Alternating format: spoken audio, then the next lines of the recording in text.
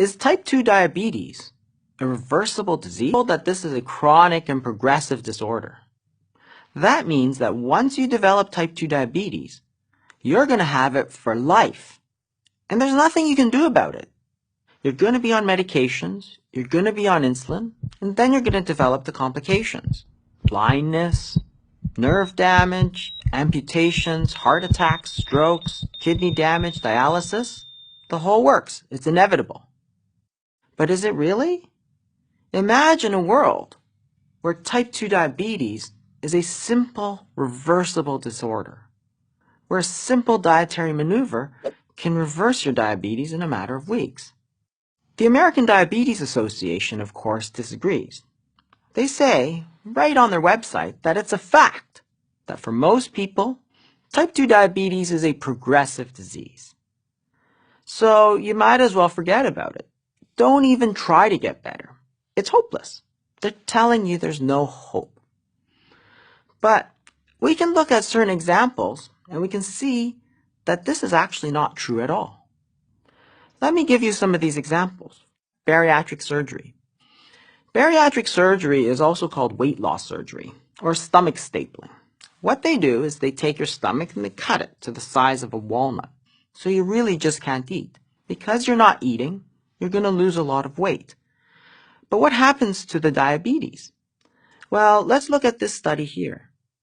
In this study, they randomized two groups of people. One group of people stayed on their medications and got the best medical therapy available. The other group got weight loss surgery. On the horizontal axis is time, over 12 months. On the vertical axis is the number of medications that these people were taking.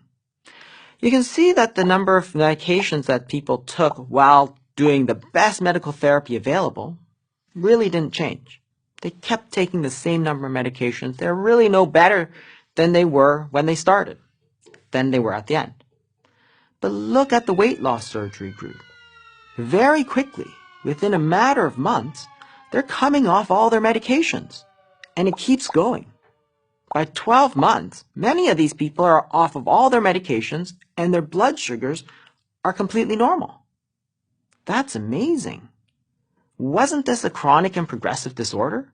Wasn't this a disorder where there's no treatment and there's nothing you can do, it'll get worse? Well, not really, not according to this study. It looks like diabetes is a disease that's reversible, but better than that, it's quickly reversible. And even other types of weight loss surgeries, such as gastric banding, have the same benefits. Gastric banding is a procedure where they put a belt inside your stomach and tighten it so that you can't eat. And again, what you see here is that the diabetes very quickly reverses, and it stays gone. So this is not a chronic and progressive disorder. This is a reversible disorder. I'm not saying that gastric banding or weight loss surgery is the answer for everybody, but it simply points to the fact that the situation is different, and this is a reversible disease. Let's look at another example. We can look at fasting. Fasting is a dietary maneuver where you don't eat anything for a certain period of time.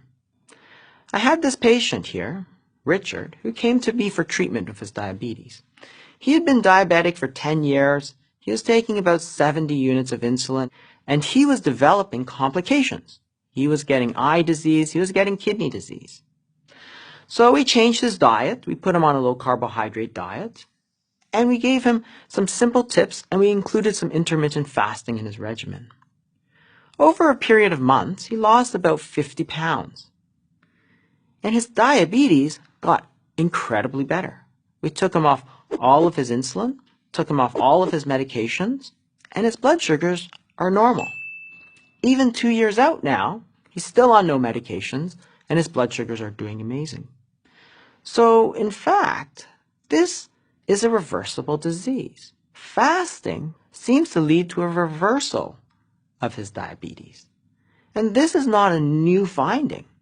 In fact, if we go back almost 100 years, Dr. Elliot Jocelyn, perhaps the most famous diabetes specialist in history, wrote this in the Canadian Medical Journal, that temporary periods of undernutrition are helpful in the treatment of diabetes will probably be acknowledged by all after these 2 years of experience with fasting. So what happened was that he had been using fasting for 2 years, and he thought it was so amazingly great that it's going to be obvious. Everybody's going to know this. There were a few problems, of course. At the time, he didn't differentiate between type 1 and type 2 diabetes.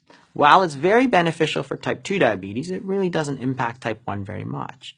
And with the discovery of insulin a few years later, all focus shifted to insulin, and everybody forgot about these dietary therapies. Recently, in the United Kingdom, Dr. Taylor performed a study called the Counterpoint Study. And there he put people on very low-calorie diets. While it's not fasting, it's very close. And look at these results. In this group, the blood sugars went from 9.6 to 5.9 in 7 days. 7 days! His sugars have gone back to normal. What happened to this idea that it's chronic, it's progressive, you'll always be on medication? It's simply not true. There's another example we can give. We can look at the example of very low carbohydrate diets, or so-called ketogenic diets. Let me give you a case. I had a 27-year-old graduate student. She was actually studying physiology. And she was recently diagnosed with type 2 diabetes. Her hemoglobin A1C was 10.4%. This is a 3-month average of her blood sugars. The diagnosis of diabetes happens at 6.5%, so 10.4% is very high. Her doctors were very concerned, of course, started her on 3 medications right away. Being only 27, she didn't want to stay on medications for the rest of her life. So she looked on the internet and decided that she would follow a ketogenic diet. Well, she very quickly lost about 20 pounds, and at her 3-month checkup, her hemoglobin A1C was 5.5%. Well within the normal range, and clearly not diabetic. Better, she had taken herself off of all her medications as soon as she started. So in this case, it looked like her type 2 diabetes was essentially cured. Wow. That's not what we are told, right? But we all know this is true. We all know that the type 2 diabetes is completely reversible. For example, if somebody comes up to you and says, you know what? I lost 50 pounds and my diabetes went away. You'd say, wow, that's great, terrific, good for you. You wouldn't say to them, no, you're lying to me. The American Diabetes Association says it's chronic and progressive. Get back on your medications. No, of course not. So it's immediately obvious that this is just a lie. Type 2 diabetes is not chronic and it's not progressive. It's reversible. But what about all the cases about people on medications? Do you ever hear people say, I started my insulin or I started my medications and now I'm so much better I took myself off? No, not really. If you take medications, you're generally on it for life, right? Or what about the standard low-fat diet? Nobody ever comes up to me and says, you know, I went to my dietitian, I started a low-fat diet, and now I'm so much better, I'm off all my medications. I've seen thousands of patients, and that doesn't happen. So in those cases, the diabetes is not cured. So actually, there are treatments that lead to a cure, and there are treatments that do not lead to a cure. So those that lead to a cure, bariatric surgery, fasting, and very low-carb diets. And these treatments do not lead to a cure. Insulin, other drugs, a low-fat diet. You'll never guess, of course, which direction all our current treatment protocols and research are heading to. They're all heading towards the path of no cure. And that's why they tell you it's a chronic and progressive disease. But it's not. This is amazing news. This is amazing. Because type 2 diabetes, in fact, a curable and reversible disease. The fact that treatments exist means that there is hope for all of us. Drugs, however, cannot cure a dietary disease. The cure must be a diet, the right diet.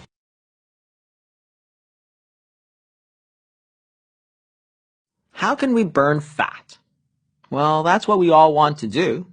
Imagine that we can somehow manipulate our meals so that we can maximize fat burning.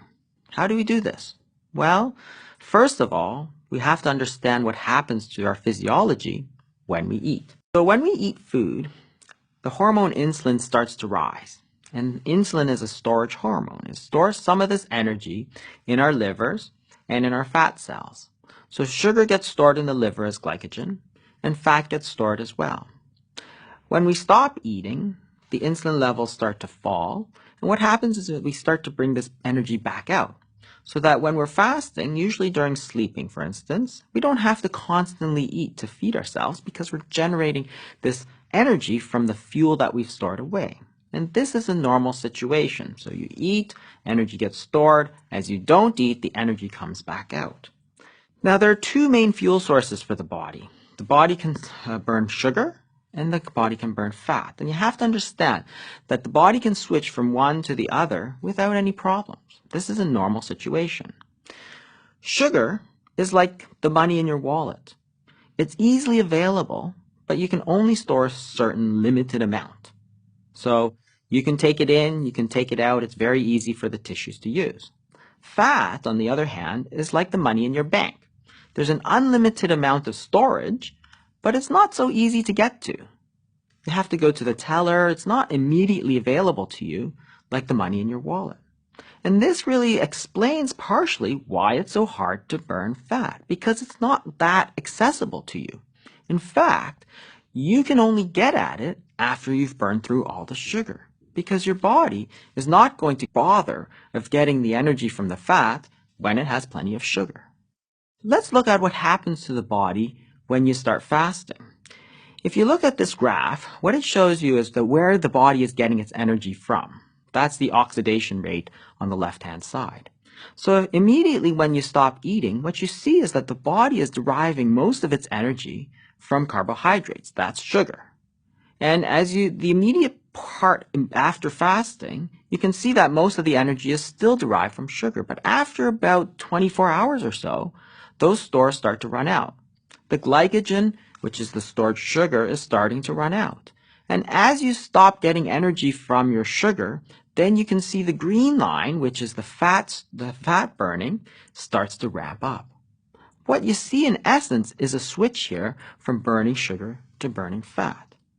At no time do you see the protein really become a major problem. We're not burning protein for fuel. Protein is what we want our muscles, our tissues to be made out of. It's important. And you see that the body conserves the protein through the entire process. We're not burning muscle, we're burning fat.